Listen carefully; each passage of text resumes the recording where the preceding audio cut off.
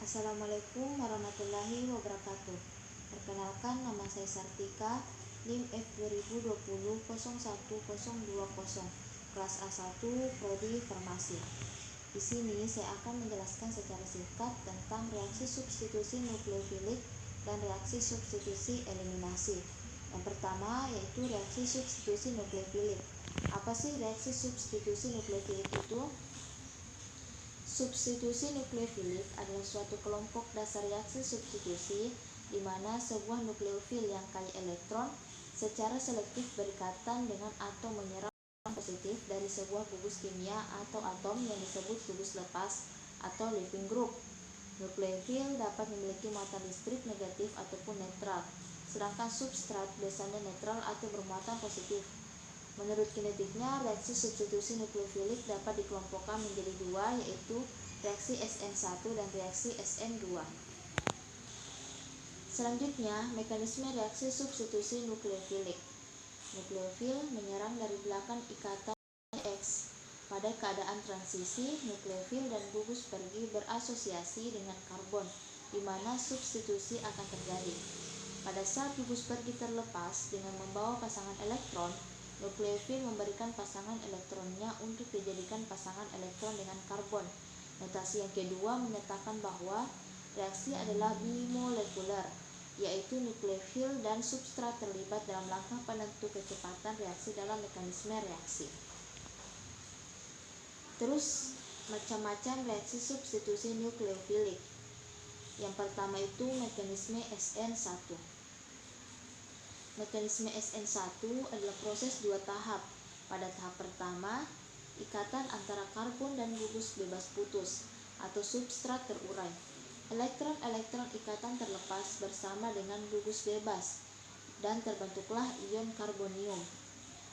Dan pada tahap kedua, yaitu tahap cepat, di mana ion karbonium bergabung dengan nukleofil dan membentuk hasil. Yang kedua, mekanisme SN2. Sintetis 2-fenolbenzotriazol, yaitu reaksi antara fenol dengan benzotriazol yang bertindak sebagai nukleofil adalah fenol, di mana fenol dapat mensubstitusi atom nitrogen atau N2 dalam senyawa benzotriazol yang mengalami kekurangan elektron akibat perpindahan elektron PNN sehingga menjadikan atom nitrogen pada posisi 2 bermuatan positif. Selanjutnya, jenis-jenis reaksi substitusi elektrolit. Reaksi elektrolit diklasifikasikan ke dalam beberapa reaksi.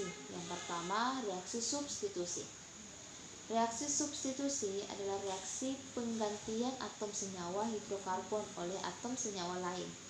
Reaksi substitusi pada umumnya terjadi pada senyawa jenuh atau alkana.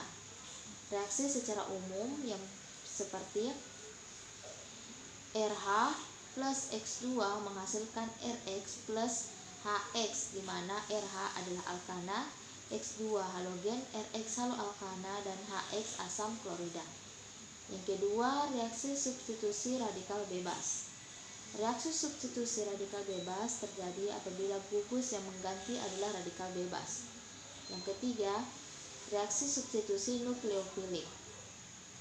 Pada reaksi substitusi nukleofilik, atom atau gugus yang diganti mempunyai elektronegativitas lebih besar dari atom C, dan atom atau gugus pengganti adalah suatu nukleofil, baik nukleofil netral atau nukleofil yang bermuatan negatif. Yang keempat, reaksi adisi. Reaksi adisi terjadi pada senyawa tak jenuh. Molekul tak jenuh dapat menerima tambahan atom atau gugus dari suatu reaksi.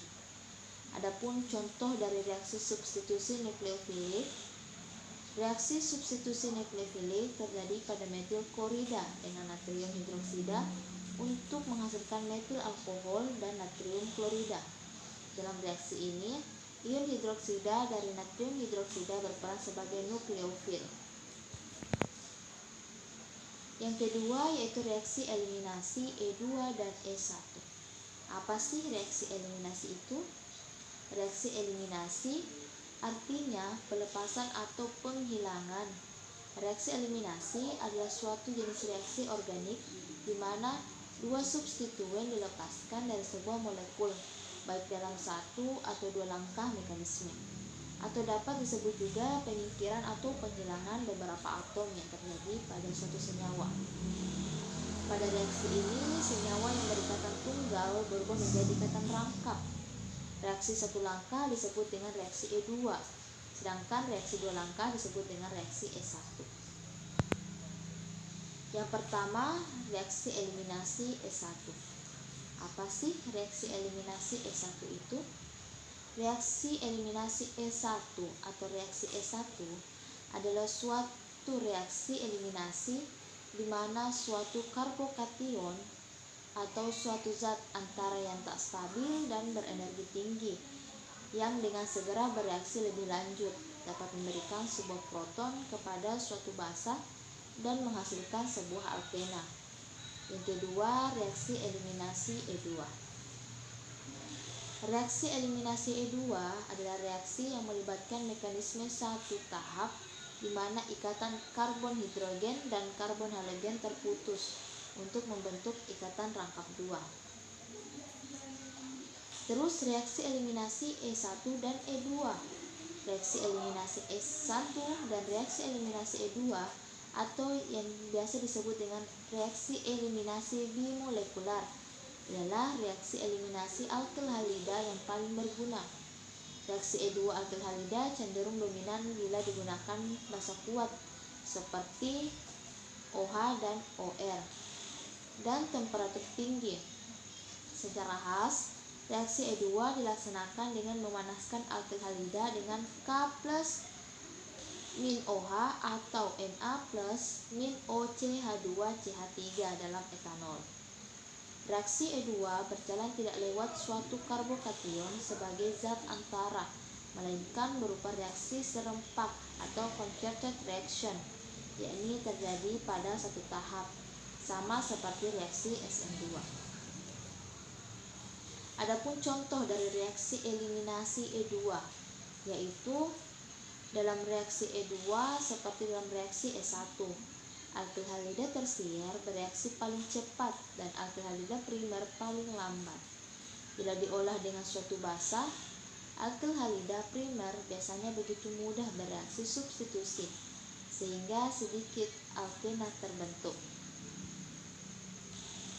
Itulah tadi presentasi dari saya ucapkan terima kasih. Assalamualaikum warahmatullahi wabarakatuh.